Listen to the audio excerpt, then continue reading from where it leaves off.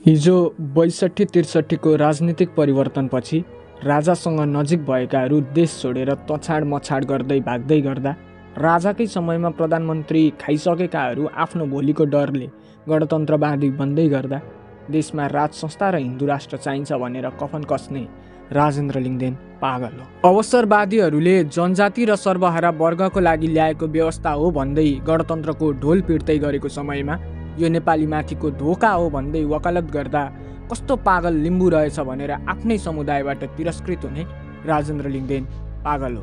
हिजो माओवादीले यसको श्रीमती बालबच्चा सहित घर जलाइदे भनेर पैसाको बिटो फालिदिँदा आफ्नो परिवारको ज्यान हत्केलामा राखेर राज संस्था र हिन्दू राज्यको पक्षमा उभिने योद्धा राजेन्द्र लिङ्गदेन पागल हो। कुटेर लास बनाएर एउटा झ्यासमा मरो भन्दै फाल्दा पनि चुनावी मैदानमा होमिएर राज संस्था स्थापना गरेर छाड्छु भन्ने राजेन्द्र लिङ्गदेन पागल हो।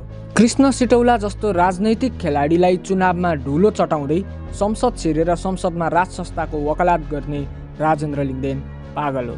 भर्खरै अवसरको खोल ओढेर राजावादी हुँ भन्दै जनतामा जानेहरूलाई विश्वास नगर्ने राजेन्द्र लिङ्गदेन पागल हो।